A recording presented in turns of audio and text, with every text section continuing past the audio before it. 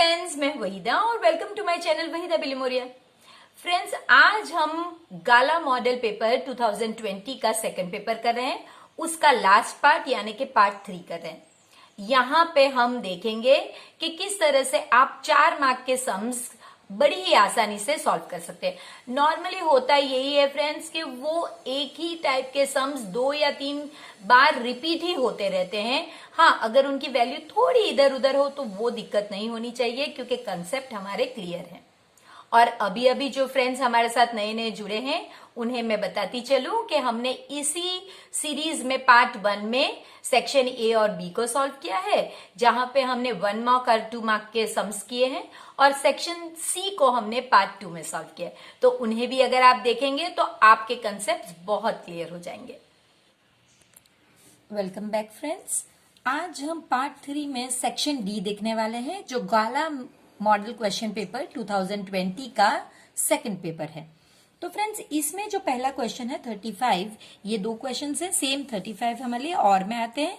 और पहले में आपको कहा गया है कि आपको एक राइट एंगल बनाना है, और उसमें in which the sides are of length 4 and 3, ये 2 साइड्स हाइपोटेनियस के अलावा होनी चाहिए। यानी कि अगर आप एक इस तरह का राइट एंगल बनाते हैं तो ये साइड यहां पे इस तरह से हो सके या फिर इस तरह से हो सके, ऐसा होना चाहिए। दूसरी बात फ्रेंड्स इसमें यह है कि ये हाइपोटेनियस नहीं होनी चाहिए। इसके बाद then construct another triangle whose sides are 5/3 times the corresponding sides of the given triangle। Friends, ये 5/3 आपको बताता है कि ये इम्प्रॉपर फ्रैक्शन है। इम्प्रॉपर फ्रैक्शन यानी जो ट्राइंगल अब आप बनाओगे इसके अलावा वो ऐसे बाहर की साइड बनेगा। अगर ये प्रॉपर फ्रैक्शन होता तो वो ट्रायंगल अंदर बनता, छोटा बनता, जबकि ये इम्प्रॉपर फ्रैक्शन है यानी कि जो ट्रायंगल बनेगा वो बाहर की साइड बनेगा। ये 4 और ये 3, तो हम ये वाला लेंगे। हम पहले जो ट्रायंगल ड्रॉ करेंगे उसके लिए आपको पहले एक रे ड्रॉ करना है, इस तरह से। देखिए, हम अभी रे ड्रॉ कर रहे हैं, मेजर नहीं। अब हम मेजर लेंगे इसका। तो मेजर हमारा जो ये साइड है हमने 4 लिया है, तो आप यहां से 4 ले सकते हैं, इस तरह से।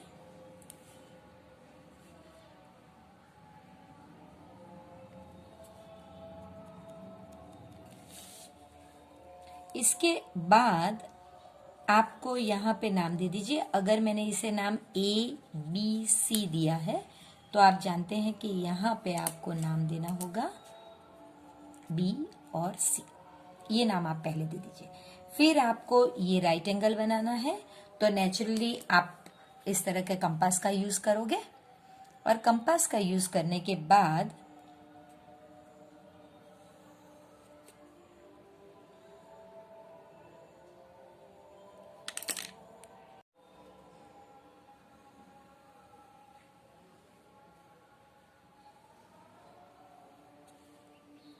अब यहां से यही मेजर रख के आप, ये 60 का आर्क होगा और ये 120 का, इन्हें आप इस तरह से इंटरसेक्ट कराओगे तो ये आपका 90 डिग्री है। इसे आपको थोड़ा लंबा ही बनाना होगा। ओके, ये 90 डिग्री की बनने के बाद आपको 3 सेंटीमीटर का आर्क जो है इस पे कट करना है।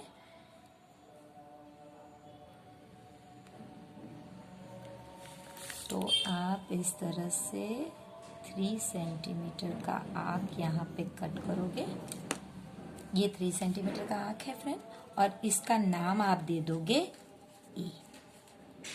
तो ये आपका 3 सेंटीमीटर, ये आपका 4 सेंटीमीटर। यहां तक तो हम जानते हैं कि किस तरह से हमने बनाया, क्योंकि ये नॉर्मल हमने 6 स्टैंडर्ड से 8 स्टैंडर्ड तक ये किया हुआ है। तो ये हमारा ट्रायंगल जो है ये बन गया है। अब हम करेंगे इसका यूज। तो फ्रेंड्स, इसके लिए मेरे पास एक बहुत इजी ट्रिक है और वो है मैक्स डी एन। तो ये आप कहेंगे मैक्स डी एन क्या है? तो पहली चीज ये है कि ये जो फ्रैक्शन है आपका 5/3, इसमें मैक्सिमम 5 है। तो जो आप यहां से एक एक्यूट एंगल जो बनाओगे, उसके ऊपर जो रे बनाओगे, उस पे आपको 5 मार्क्स लगाने हैं, ये इसका मतलब है। तो हम एक 60 डिग्री का एंगल बनाते हैं, कोई भी आर्बिट्री मेजर लीजिए और उस पे से आप ये देखिए, ये हमारा 60 डिग्री मार्क हो गया। अब इस पे आप एक रे ड्रॉ कीजिए, इस तरह का। मैंने पेन से ड्रॉ किया है जानबूझ के, क्योंकि अब आपको थोड़ा अलग लगना चाहिए। अब आप इस पे मैक्स यानी कि 5 मार्किंग करोगे कोई भी सेम मेजर के। तो हम ये मेजर लेते हैं, ये हमारा पहला मार्क, ये हमारा सेकंड मार्क, वही मेजर आपको रखना है, थर्ड मार्क, फोर्थ मार्क और ये फिफ्थ मार्क। ये तो हो गया मार्किंग। अब आप इस पे नाम दे दीजिए B1, B2, B3, B4 और B5। अब इसके बाद आपका मैक्स का काम हो गया। अब आप डी देखिए, डी यानी डिनोमिनेटर। तो डी यानी के थर्ड पॉइंट से आपको ये सी को ज्वाइन करना है। तो देखिए, आप ये थर्ड पॉइंट से इस सी को ज्वाइन कर रहे हैं। ज्वाइन करने के लिए मैं एक रेड पेन लूंगी। देखिए, ये आपको ज्वाइन करना है। इसके बाद आपको ये जो लाइन है, इसका पैरेलल B5 यानी जो न्यूमरेटर है, देखिए डी का काम भी हो गया ना, तो अब न्यूमरेटर का काम है। तो जो ये एंगल है, वही एंगल यानी कि पैरेलल लाइन यहां से आपको इसके पैरेलल लाइन यहां से बनानी होगी। तो वो आप कैसे करोगे फ्रेंड्स? पैरेलल लाइन बनाना भी हमारे लिए इजी ही है। देखिए, ये एक आपने किया, सेम वही मेजर आप यहां से कीजिए। देखिए इस तरह से। उसके बाद आप ये पॉइंट जो आपको मिला है, वहां से इसको कट करने की ट्राई कीजिए। और यही मेजर यहां से भी आप इसको कट करने की ट्राई करोगे। अब आपके पास ये पॉइंट है और आपके पास ये पॉइंट है, इनको मिला के आप इस तरह से आगे एक लाइन बनाइए। और आई एम श्योर कि ये लाइन देखिए इसके पैरेलल ही होगी। अगर ये सी है तो आप इसे नाम दीजिए C1। तो हमारा मैक्स, डी और एन तीनों नाम की चीजें हो चुकी है। अब जैसे आपने इसके पैरेलल बनाया, अब आपको इसके पैरेलल यहां से पॉइंट बनाना है। सेम वही पैटर्न है फ्रेंड्स। देखिए, ये मेजर लिया आपने, इस तरह से एक आर्क, ये मेजर वही नाप लेना है आपको, चेंज नहीं करना है। सो ये एक आर्क। अब आप यहां से इस आर्क को कट करने की ट्राई करोगे और वही नाप लेकर इस आर्क को यहां से कट करोगे। अब आपके पास ये है पॉइंट और ये है पॉइंट, इसे आप इस तरह से ड्रॉ कीजिए। ये दो पॉइंट आपके पास आने चाहिए। तो ये आपका ट्रायंगल बन गया है फ्रेंड्स। देखिए, जो था उससे बड़ा ट्रायंगल बना है।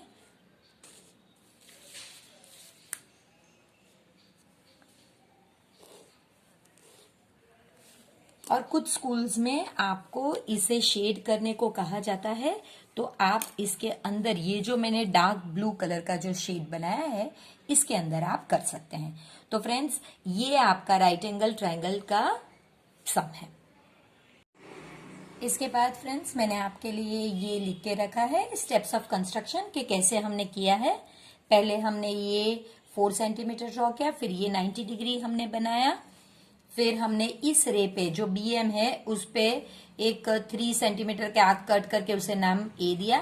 फिर ये एक्यूट एंगल बनाया और जो रे है उस पे हमने ये इक्वल मेजर के आर्क्स बनाए, फिर हमने B3 को C से ज्वाइन किया, फिर B5 C1 इस तरह से बनाया कि वो B3 की C से पैरेलल हो, और फिर C1 A डैश इस C डैश A डैश इस तरह से बनाया कि वो C और A के पैरेलल हो। तो फ्रेंड्स, स्टेप्स ऑफ कंस्ट्रक्शन जो हम करते हैं वैसा ही हमें लिखना है। जो सेकंड वन है फ्रेंड्स, जो इसका ऑप्शन है वो भी इजी ही है। यही कहना चाहता है कि भाई आपको एक सर्कल ड्रॉ करना है। एक रफ डायग्राम ड्रॉ करके बताती हूँ कि एक सर्कल ड्रॉ करना है जिसका रेडियस 3 सेंटीमीटर है। फिर आपको 2 पॉइंट लेने हैं इसके डायमीटर पे, यानी कि यहां से 7 सेंटीमीटर और यहां से 7 सेंटीमीटर, और इसे एक को नाम देना है P और दूसरे को नाम देना है Q। अब आपको यहां से टेंजेंट्स ड्रॉ करने हैं, यानी कि इस पे आपको इस तरह से टेंजेंट्स ड्रॉ करने हैं। तो आप कैसे करोगे? ये सम है फ्रेंड्स, जो इजी है। हम इसमें करने वाले जो हैं वो बहुत इजी है। हम सिर्फ एक ही स्टेप एक्स्ट्रा करेंगे कि हम ये दो के बीच में कुछ ऐसा सर्कल बनाएंगे ताकि इस मिड पॉइंट पे, तो मिड पॉइंट ढूंढेंगे, यहां भी मिड पॉइंट ढूंढेंगे और 2 सर्कल बनाएंगे, और वो जहां जहां इस सर्कल को टच करेगा वो हमारा टेंजेंट का पॉइंट होगा। बहुत इजी है, प्लीज एक बार ध्यान से देखिए तो आपको जरूर ये इजी लगेगा।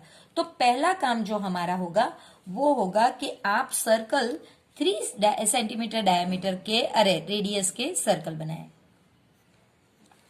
तो ये हमारा हो गया 3 सेंटीमीटर। ये थोड़ा बड़ा हो सकता है, इसलिए प्लीज ध्यान दीजिएगा। तो ये हमारा 3 सेंटीमीटर का रेडियस वाला सर्कल ड्रॉ हो गया। अब यहां से आपको 7 सेंटीमीटर दोनों साइड पे पॉइंट्स लगाने हैं। तो देखिए, पहले हम एक इस तरह की, मैं रेड कलर की इंक ले रही हूं ताकि आपको ज्यादा अच्छी तरह समझ में आए। इस पॉइंट से 7 यानी कि 14 और इस पॉइंट से 7 यानी कि 0, ये हमारा जो है ये Q है पॉइंट, और ये हमारा पॉइंट है P। अब ये अगर मैं इसे नाम देती हूं O, तो आपको इसका मिड पॉइंट बनाना है। तो फ्रेंड्स, मिड पॉइंट आधे से ज्यादा का मेजर लीजिए और दोनों साइड पे इस तरह से आर्क लगाइए। ये आपका मिड पॉइंट हो गया। इसी तरह यहां भी मिड पॉइंट यही मेथड से होगा। ये आपको यहां का भी मिड पॉइंट मिल जाएगा। कैसे मिलेगा? तो उसके लिए हम अलग इंक लेते हैं। ये आपका मिड पॉइंट है OP का, इसे हम अगर नाम दे देते हैं N, और ये आपका मिड पॉइंट है OQ का, इसे हमने नाम दे दिया N। अब आपको ये M पे लगा के इस तरह से एक सर्कल बनाना होगा। देखिए, सर्कल बनाना होगा। ये आपको 2 पॉइंट्स मिल गए, ये 1 पॉइंट और ये 2 पॉइंट। तो इस पॉइंट से Q से आपको ये दोनों टेंजेंट मिल गए हैं फ्रेंड्स। इसे सिर्फ ज्वाइन कर दीजिए। ये हमारे Q से टेंजेंट्स है। इतना सिंपल है फ्रेंड्स। अब आपको यही चीज ये साइड पे भी रिपीट करनी है। देखिए, परफेक्ट मेजर आएगा। हमने तो चालू कैमरा में ही किया है, यानी कि ये कुछ ऐसा नहीं है कि भाई मैंने करके रखा था और आपको बाद में बताया। ये अभी के अभी कर रहे हैं। तो ये अगर मेरा आ सकता है तो फ्रेंड्स आपका बिल्कुल आ सकता है। तो देखिए, ये पॉइंट जहां पे ओरिजिनल सर्कल को हमारी जो बड़ी सर्कल ने इंटरसेक्ट किया है वो हमारा टेंजेंट है।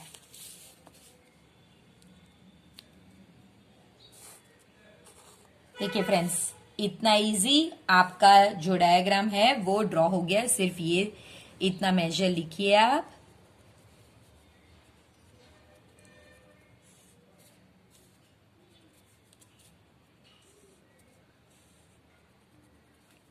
तो ये आपका ड्रॉ हो गया। अब स्टेप्स ऑफ कंस्ट्रक्शन में आपको लिख के बताती हूँ। देखिए मैंने आपके लिए स्टेप्स ऑफ कंस्ट्रक्शन लिख लिए हैं, लेकिन एक चीज हमने अभी नहीं की है, तो वो हम करते हैं। सेंटर से हमेशा आपको ये ज्वाइन करना है, जो मैं हमेशा कहती रहती हूँ, और आपको यहाँ पे 90 डिग्री बताना है। इसी तरह सेंटर से ये पॉइंट ऑफ कांटेक्ट को भी आप ज्वाइन कीजिए और 90 डिग्री बताइए। ये भी आप ज्वाइन कीजिए, 90 डिग्री बताइए। 90 डिग्री का बताना जरूरी है। सेंटर से पॉइंट ऑफ कांटेक्ट हमेशा 90 डिग्री इस तरह से एंगल बनाता है, और इसे नाम दे दीजिए। जो हमने किया है वही एकदम सिंपल लैंग्वेज में हमने लिखा हुआ है, तो आप देख लीजिए। देखिए फ्रेंड्स, ये सम में है कि रूही ट्रेवल्स 300 किलोमीटर, उसको 300 किलोमीटर ट्रैवल करना है, और उसमें से वो पार्टली ट्रेन में और पार्टली बस में करती है। शी टेक्स 4 आवर्स, और ये जर्नी में वो 4 आवर लेती है। लेकिन अगर वो 60 किलोमीटर ट्रेन और बाय बस से ट्रैवल करे तब, लेकिन अगर वो 100 किलोमीटर ट्रेन से और बाकी का बस से करती है तो वो 10 मिनट ज्यादा लेती है। आपको ट्रेन की और बस की स्पीड ढूंढनी है। फ्रेंड्स, इसी तरह का हमने एक बोट और रिवर वाला सम किया था, लेकिन वो दोनों की जो है कि क्रॉस में स्पीड चल रही थी, तो उसमें और इसमें कंसेप्ट सेम ही है, सिर्फ लिखने की थोड़ी सी मेथड अलग है। तो हम पहले केस 1 देखते हैं।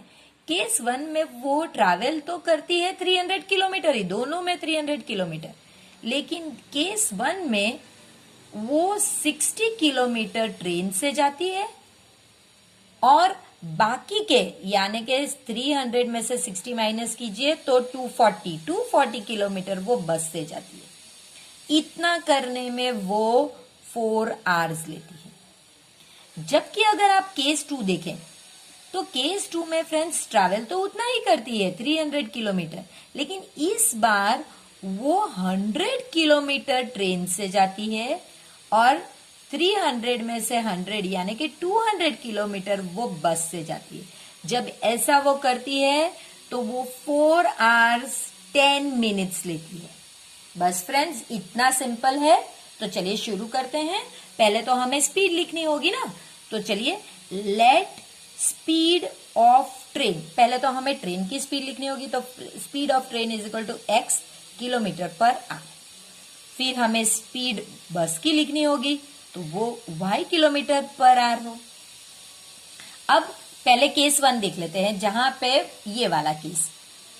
तो केस 1 में वो ट्रैवल करती है ट्रेन से वो 60 किलोमीटर, और बस से वो 300 माइनस 60 यानी कि 240 किलोमीटर, और टाइम वो लेती है 4 आवर्स। अब फ्रेंड्स, मैं अलग पेन में आपके लिए लिखूंगी कि आप जानते हैं कि time is equal to distance upon speed. ये हमने स्पीड की फॉर्मूला से लिया है। हमें पता है कि speed is equal to distance upon time. हमने टाइम को यहां पे शिफ्ट किया और स्पीड को यहां, तो ये हमारा मेन है। तो जब आप ये इक्वेशन बनाओगे तो पहला वाला, क्योंकि वो 2 चीज कर रही है ना, तो पहले वाले के लिए वो 60 किलोमीटर ट्रेन से जाती है और उसकी स्पीड है x। फिर वो 240 किलोमीटर बस से जाती है, उसकी स्पीड है y, और टाइम उसको 4 आवर्स लगता है। ये हमारा पहला इक्वेशन है। फिर हम केस 2 देखते हैं फ्रेंड्स। तो केस 2 में वो ट्रैवल करती है ट्रेन से 100 किलोमीटर, और बस से वो 300 माइनस 100 यानी कि 200 किलोमीटर करती है, और टाइम लेती है फ्रेंड्स, यहां पे प्लीज ध्यान दीजिए कैसे करती है, 4 आवर्स 10 मिनट्स। इसका मतलब 4 10 अपॉन 60। तो देखिए ये हो गया आपका 24 प्लस 1 25 अपॉन 6। सिंपल इस तरह से हम करेंगे तो बहुत इजी रहेगा। अब वही मेथड जो हमने यहां पे ली है, तो पेन चेंज करते हैं। तो 100 किलोमीटर उसकी स्पीड x है, 200 किलोमीटर उसकी स्पीड y है, और टाइम उसका 25/6, ये हो गया 2। अब हम 1 अपॉन x और 1 अपॉन y जो है उसे अज्यूम करेंगे. So let 1/x is equal to a and 1/y is equal to b. Therefore जो हमारा पहला इक्वेशन है वो बन गया 60a plus 240b is equal to 4. ये हमारा इक्वेशन 3. और दूसरा equation 100a plus 200b is equal to 25/6. ये हमारा, अभी हम इसे नाम नहीं देते हैं क्योंकि वो थोड़ा डिफिकल्ट होगा, तो हम लोग क्या करते हैं, यहां पे इसे नंबर नहीं देते, इसे सिंप्लीफाई कर देते हैं. ये हो गया आपका 600a प्लस 1200b और ये 25. अब आपका ठीक है, इसे नाम देते हैं 4. ये ठीक लग रहा है अब, क्योंकि नीचे अगर नंबर रहेगा डिनोमिनेटर में तो थोड़ी दिक्कत आ सकती है. तो अब हम ये दो को ही सॉल्व करेंगे. तो सॉल्व करना तो बहुत इजी है. तो हम मेथड यूज करेंगे, एलिमिनेशन की मेथड हमारे लिए ठीक रहेगी. अगर हम एलिमिनेट करते हैं a को, देखिए हमें अगर a को एलिमिनेट करना है तो मुझे 600 और यहां पे यानी कि इस इक्वेशन को मुझे देखिए 60 से 600 बनाना है, यानी कि 10 से मल्टीप्लाई करना होगा. तो ये तो बड़ा आसान है फ्रेंड्स. ये हो गया आपका 600a प्लस 40, है ना आसान. और ये आपका हो गया, आप -10 कीजिए. क्यों? क्योंकि आपको सब्ट्रैक्ट भी तो करना है ना. फिर हम फिर से -1 के साथ मल्टीप्लाई क्यों करें, ये इजी रहेगा. तो देखिए ये तो एलिमिनेट हो गया. अब ये -1200b और ये -15, तो माइनस माइनस भी निकल गया. तो आपको b की value -15/1200, sorry not minus, minus तो हमने ऑलरेडी कैंसिल कर दिया. तो 15 1 जा 1580, तो 1/80. b की वैल्यू 1/80 आपको मिल गई. अब हम देख लीजिए ये जो इक्वेशन 3 है 60a प्लस 240b माइनस 4, इसमें हम b की वैल्यू रिप्लेस करके आगे बढ़ते हैं. तो हम लिखेंगे सब्सटीट्यूटिंग वैल्यू ऑफ b इन 3. तो हमारा इक्वेशन था 60a plus 240b is equal to 4. तो 60a plus 240 into 1/80 is equal to 4. 1 जा और 3 जा. So 60a is equal to 4 minus 3. 60a is equal to 1, a is equal to 1/60. ये हमें a की वैल्यू. लेकिन हमें तो a और b की वैल्यू नहीं चाहिए, हमें तो x और y की चाहिए. तो बस वही कीजिए. 1/x is equal to a. So 1/x is equal to 1/60. अब ऊपर दोनों 1 है तो आप लिख सकते हैं x इज इक्वल टू 60. इसी तरह 1/y is equal to b. तो 1/y, v की वैल्यू 1/80 है, तो y इज इक्वल टू 80. सिर्फ ये नहीं लिखना है, आपको स्पीड लिखना है. तो आप किलोमीटर पर आवर अगर नहीं लिखोगे तो नहीं चलेगा. तो x किसकी स्पीड थी फ्रेंड्स? ट्रेन की. तो speed of train is equal to x, that is equal to 60 kilometre per hour. और स्पीड ऑफ बस, ये आपकी y है, तो 80 किलोमीटर पर. ये 37 नंबर का सम जो है ये पुरानी टेक्स्ट बुक्स में था, नई टेक्स्ट बुक्स में ये नहीं है. तो कोई बात नहीं फ्रेंड्स, ये बहुत इजी सम है. इसका बिल्कुल उलट सम हमारी टेक्स्ट बुक में है, तो ये हम करेंगे जिसमें आपको मजा आएगा. तो इसमें कहा यह गया है कि भाई एक ब्रिज है. ये ब्रिज जो है ये h मीटर का है, h मीटर लॉन्ग है. तो यहां पे अगर हम नाम a और d दे देते हैं. अब इसके बिल्कुल नीचे यहां पे एक मंदिर है. तो यहां से A से इसका डिप्रेशन यानी नीचे जाना, ये अल्फा है. तो आप यहां पे एक नॉर्मल इस तरह से बनाइए. तो अगर ये अल्फा है तो ये भी अल्फा हो गया. इसी तरह ये पॉइंट से जो इसका डिप्रेशन है इसके टॉप पे, ये बीटा है, तो ये भी फ्रेंड्स बीटा हो गया. अब ये सम तब तक नहीं होगा जब तक आप यहां से एक सिर्फ इमेजिनरी इस तरह से एक परपेंडिकुलर नहीं ड्रॉ करते. इसे नाम दे दीजिए सपोज ए ई, यहां पे f, यहां पे इसके पैरेलल आप एक और पार्ट कीजिए। ये हाइट है फ्रेंड्स, ब्रिज की हाइट है जो हमें ढूंढनी है। ये x है तो ये भी x होगी और ये भी x, क्योंकि हमें ये वाला ट्रायंगल की बात करनी है और ये वाले ट्रायंगल की बात करनी है, तो नेचुरली उसकी सब तीन साइड्स तो हमें ट्रायंगल की चाहिएगी, इसलिए ये करें। इसके अलावा अगर मैं इसे, अगर ये x है तो मैं इसे अगर एज्यूम कर लूं y, तो ये पूरा h है तो ये h माइनस वाई हो जाएगा। अगर ये h माइनस वाई है तो ये भी h माइनस वाई और ये y। अगर आपने इतना ड्रॉ कर लिया फ्रेंड्स तो आपने सम कर लिया, मानिए इतना इजी। तो आपको जो किया है वो लिखिए पहले कि ड्रॉ परपेंडिकुलर, आप परपेंडिकुलर EF, ये परपेंडिकुलर बना रहे हैं ऑन AD। फिर आपने दूसरा क्या किया तो वो लिखिए कि सो आप ये भी लिख सकते हैं EF is equal to x that is equal to height of bridge, height of bridge, ये लिख लीजिए। तो सॉरी, इसके बाद हमने यहाँ पे B और C नाम नहीं दिया। आप ये भी लिख सकते हैं कि AB is equal to EF is equal to DC that is equal to X, ये सारे ही X है।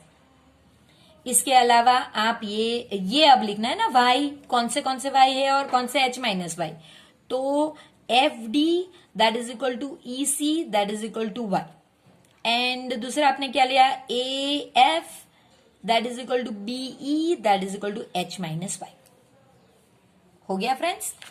अब ये जो दो ट्रायंगल है इसे ड्रॉ कीजिए। इसे ड्रॉ करने पर आपका 90% काम हो गया। तो पहला ट्रायंगल मैं ड्रॉ कर रही हूं और इस साइड पे ये दूसरा ट्रायंगल। नेचुरली ये दोनों ही राइट एंगल होने चाहिए, तो वो आप यहां पे भी बता सकते हैं। सी, ये लेसन जो है वो बगैर राइट एंगल के तो हो ही नहीं सकता, तो आपको बस ये ही करना है। नाम दे दीजिए, ओके। जो जो नाप आपके पास है वो लिख लीजिए। ये बीटा है और ये अल्फा है। अगर आपको 10 में सम पूछा गया है तो दोनों 10 ही लीजिए। यहां से शुरू कीजिए कि इन ट्रायंगल ABC आपको ये अल्फा दिया गया ना, तो 10 अल्फा की फॉर्मूला क्या, ऑपोजिट अपॉन एडजेसेंट। तो ऑपोजिट आपका x है और एडजेसेंट h माइनस वाई। अब 10 अल्फा तो आपको पता नहीं है, तो आप क्या करोगे, सिर्फ यही लिखोगे जो हमने किया है कि भाई 10 अल्फा, तो अब आपको y की वैल्यू लगानी है ना, तो ठीक है कोई बात नहीं। 10 alpha is equal to x h minus y, इसको यहां पे जाने दीजिए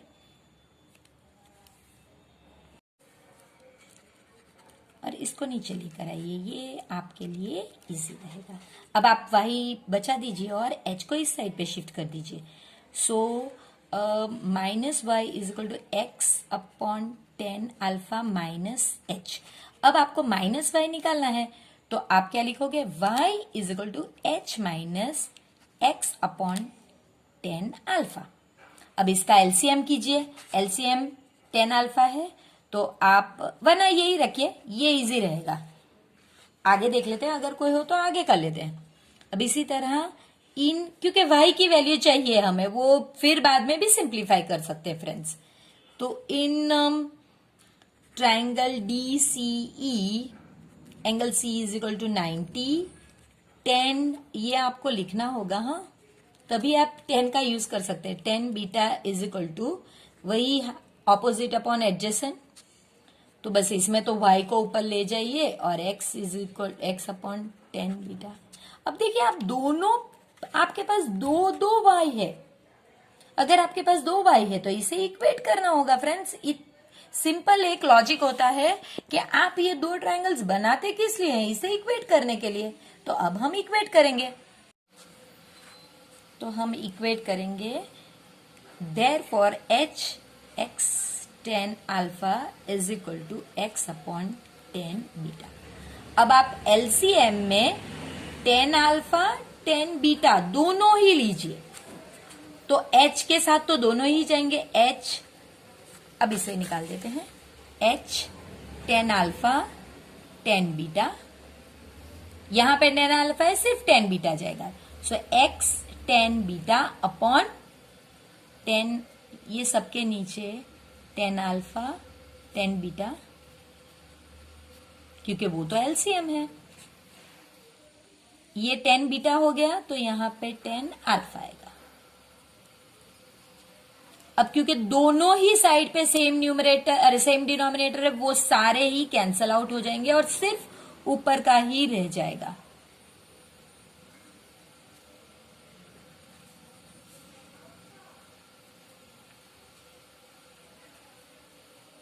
अब ये जो एक्स एक्स वाले टर्म है इन्हें एक बाजू कर दीजिए, तो इस साइड पे सिर्फ और इस साइड पे ये जो पहले था वो और ये, अब इसमें से x को कॉमन निकाल लीजिए और यहां तो जैसे है वैसे ही। अब x को रख के ये नीचे लेकर आइए,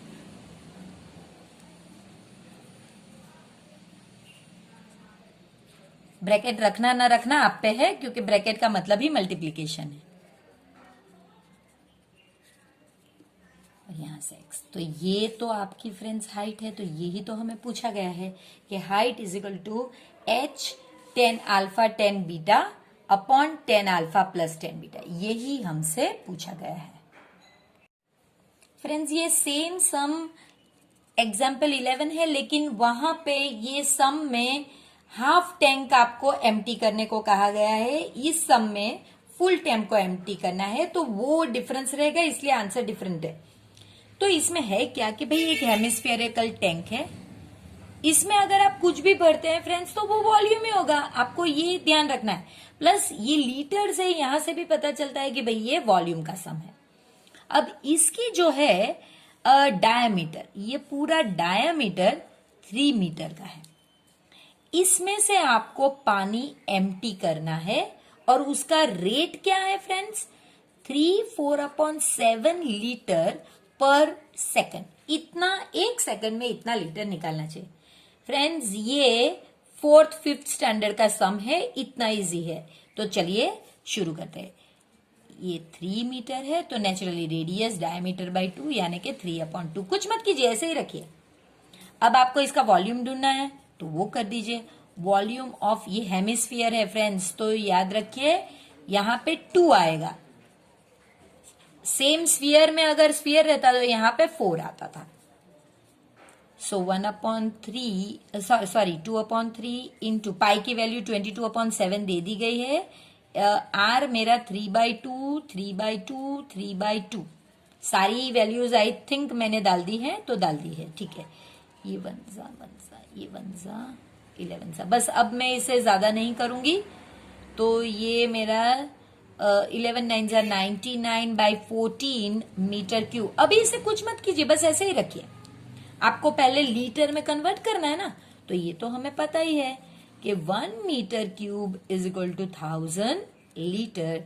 therefore 99/14 metre cube is equal to how much? So 99/14 into 1000। So इसे भी फ्रेंड्स मैं तो अभी कहूंगी कि आप कुछ मत कीजिए, सिर्फ ऐसे ही लीटर्स लिख लीजिए, क्योंकि फाइनली आंसर में ये सब कुछ अगर कट होना है तो हो जाएगा। और तभी आपको ये तो पूछा ही नहीं गया ना, आपको तो आंसर पूछा गया है, तो हम तो वही करेंगे। How much time will it take? अब इसके बाद का जो सम है फ्रेंड्स वो तो ऐसे है, देखिए 1 सेकेंड इज इक्वल टू आपको 3/4/7 लीटर दिया था ना, तो 24 और 25/7 लीटर, यानी कि एक सेकंड में इतना लीटर। तो 9,000 14 लीटर के लिए कितना सेकंड्स? तो 99,000/14 डिवाइडेड बाय 25/7। ये मिस्टेक करते हैं बच्चे, ये वो डायरेक्ट ही डिवीजन में लिख देते हैं। तो इसके बाद फ्रेंड्स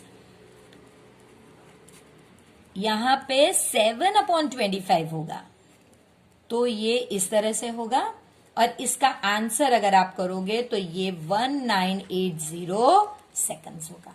आपको सिर्फ टाइम पूछा गया है, उसे आवर्स में कन्वर्ट करने का नहीं कहा गया है, तो ये आपका 1980 सेकंड्स होगा। ये जो 39 सम आपसे कहा गया है ये थियरम 6.9 है, जो पाइथागोरस थियरम का कन्वर्स है। बहुत इजी है फ्रेंड्स। इसमें आपको करना क्या है, देखिए पहले तो हम गिवन और वो ही लिख लेते हैं। गिवन क्या है भाई, के स्क्वायर है, square of one side is equal to sum of square of other two sides. Friends, कुछ टीचर्स ऐसा एक्सपेक्ट करते हैं, जबकि कुछ टीचर सिंपल इस तरह भी एक्सपेक्ट करते हैं। तो मैंने आपके लिए दोनों ही लिख के रखे हैं, आप अपनी टीचर के हिसाब से चलिए। नॉर्मली ये होता है, लेकिन अगर टीचर स्टेटमेंट एक्सपेक्ट करते हैं तो ये तो भाई इसमें से ही लिखना है, तो उसमें तो कोई फर्क ही नहीं पड़ता, लिख लीजिए। अब आपको प्रूव क्या करना है, कि आपको प्रूव करना है कि इसके ऑपोजिट का एंगल, तो अगर ए बी है, ए सी है, तो बच कौन गया, बी। तो वही लिखना है कि एंगल ऑपोजिट टू ए सी। ए सी के ऑपोजिट ना, ए C is a right angle, यानी कि ए सी के ऑपोजिट तो बी ही बच गया ना। तो कुछ टीचर्स ये एक्सपेक्ट करती हैं और कुछ टीचर्स ये। तो चलिए अब आपको प्रूफ में पहले कंस्ट्रक्शन करना होगा फ्रेंड्स। कंस्ट्रक्शन में क्या है कि भाई एक आपके पास ऑलरेडी ये तो ट्रायंगल था, ये वो ट्रायंगल है जो आपको दिया गया है, और इसके साथ आपको ये भी कहा गया है कि A C square is equal to A B square plus B C square, ये कह दिया गया है। आपको इसके ये दो साइड है, इसके जैसा एक ट्रायंगल बनाना है, यानी कि आपको एक ऐसा ट्रायंगल बनाना है कि जिसमें ये इक्वल टू ये हो, यानी कि P Q should be equal to A B, और जो क्यू आर है should be equal to B C. जो आप करने वाले हैं फ्रेंड्स वही आपको लिखना है। So draw triangle P Q are, angle Q, इसमें एक चीज ये एक्स्ट्रा होगी, तो ये पहले लिख लीजिए। ऑल्सो अब जो है वो हमने जो जैसे फिगर्स में ड्रॉ किया है वो लिख, तो ये हम पी क्यू की बात करें तो वो पहले लिखिए, ए बी के बारे में पहले मत लिखिए, ये बाद में आना चाहिए, क्योंकि ट्रायंगल जिसकी बात कर रहे हैं वो पहले आएगा।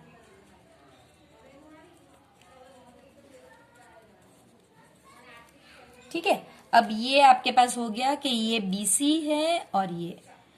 अब इसके तरह से बाय पाइथागोरस थियरम,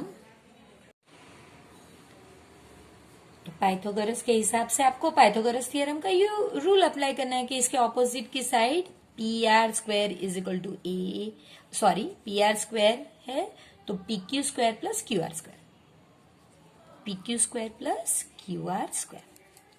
लेकिन बट फ्रॉम 1 and 2, ये दो में तो हमने इन्हें अलग नाम दे दिया है ना, और इसके अलावा आपको दिया भी गया है कि ये A C square is equal to A B square plus B C square, इसका भी यूज करना है।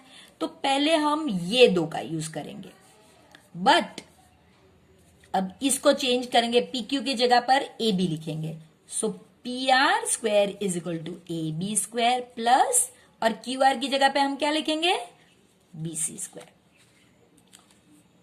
But A C square is equal to A B square plus B C square, ये तो आपको गिवन है। तो देखिए पी आर स्क्वायर भी यही है, क्यू ए सी स्क्वायर भी यही है, तो इसका मतलब ये दो इक्वल है। Therefore P R square is equal to A C square.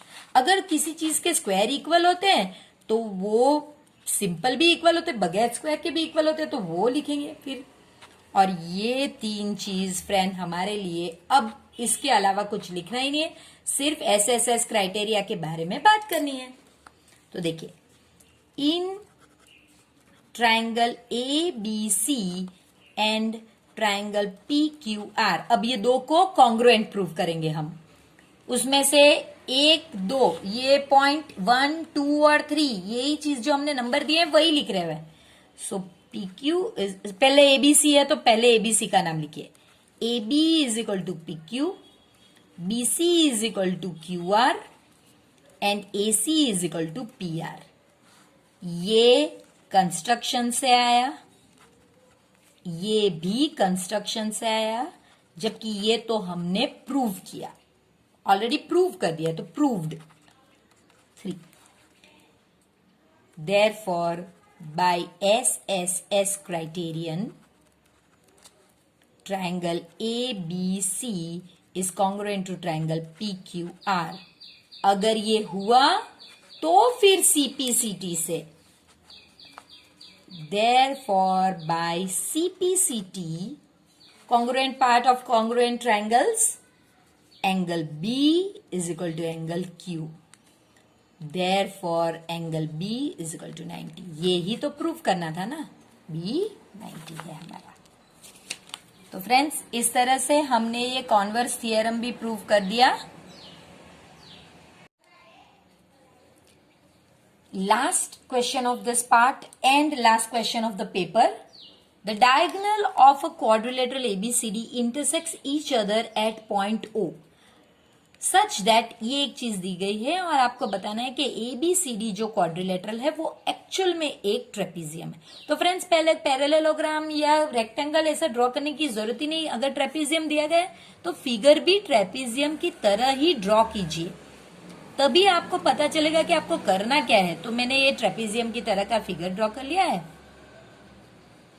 A B सी और डी, और इसके जो डायगोनल्स हैं इन्हें मैं इंटरसेक्ट करा दूंगी, पॉइंट लूंगी ओ। अब पहला जो काम मैं करूंगी वो है मैं गिवन और टू प्रूव कर लिखने का।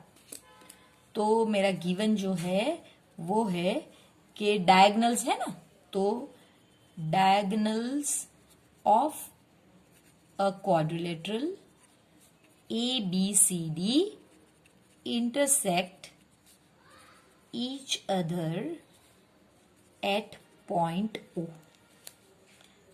Also, AO upon BO is equal to CO upon DO। ये तो मेरा गिवन था तो मैंने ये लिख लिया। अब प्रूफ क्या करना है, तो वो भी सिंपल है कि quadrilateral ABCD is a trapezium. तो ये आपको प्रूफ करना है। अब प्रूफ के लिए फ्रेंड्स पहला काम आप जो करोगे वो है, यहां पे मैं आपको बताती हूं कि यहां से AB के पैरेलल एक इस तरह से बनाइए और इसे नाम M दीजिए। तो ड्रॉ, ये पहला स्टेप होगा, draw OM such that OM या MO is parallel to AB। ये करने से क्या होगा फ्रेंड्स, तो वो देखते हैं, चलिए।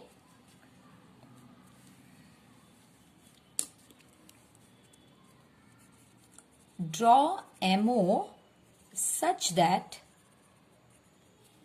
MO या OM आप जो भी लिखना चाहें वो सेम ही है, तो आप देख लीजिए। और इस तरह से देखिए, ये एक्चुअल फिगर है। तो ये आप याद कीजिए, हमारा जो थियरम है basic proportionality theorem, BPT theorem. देखिए ये आपका ये आपका D है, D O M A और B। तो बेसिक प्रोपोर्शनैलिटी थियरम क्या होता है फ्रेंड्स, तो वही आपको लिखना है। In triangle ABD MO is parallel to AB।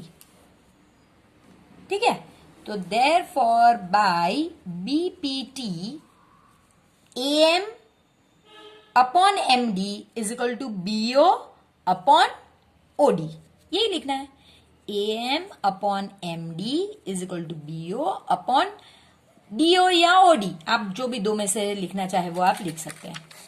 पर अब आपको तो दिया ही गया है कि AO upon BO is equal to CO upon DO, तो चलिए इसका यूज करते हैं। But AO upon BO is equal to CO upon DO, ये आपका गिवन है। अब आपको इसे यहां और इसे यहां ले जाना है। AO upon CO is equal to BO upon DO। क्यों किया मैंने? क्योंकि मैं देखिए ये बना दिया मैंने, तो अब मैं ये जो चीज है इसे ही इसके सामने लिखूंगी। Therefore, from 1 AM upon MD is equal to AO upon OC या CO। आप कोई भी दो में से एक लिख सकते हैं। अगर आपको OC जमता है तो आप OC भी लिख सकते हैं। ये मैंने और करके बताया है, डिवाइडेड नहीं है। अब इतना लिखने से फ्रेंड्स हमारा सब कुछ प्रूव हो गया। हम सिंपल लिख लेंगे therefore MO इज पैरेलल, यानी कि इससे तो हमने प्रूव कर दिया कि MO DC के भी पैरेलल है। जब शुरू किया था तो MO जो था AB के पैरेलल था, लेकिन अब हमने प्रूव कर दिया कि ये MO DC के भी पैरेलल है, यानी कि ये दो पैरेलल है, ये प्रूफ हो गया। तो वो लिख लीजिए, as MO is parallel to AB and MO is parallel to DC, therefore AB is parallel to DC। और अगर ये AB parallel to DC है तो हमने लिख लिया ABCD is a trapezium। तो फ्रेंड्स यहाँ पे हमारा पेपर 2 जो है ये कंप्लीट होता है और फट से मिलते हैं पेपर 3 में। तो आई होप फ्रेंड्स आपने इस पेपर को भी उतना ही एंजॉय किया होगा जितना आपने पेपर 1 को एंजॉय किया है। और जो फ्रेंड्स ने अगर पेपर 1 को एंजॉय नहीं किया, यानी कि देखा नहीं, अगर देखा होता तो श्योरली एंजॉय करते, तो प्लीज जाके उसे भी चेकआउट कीजिए।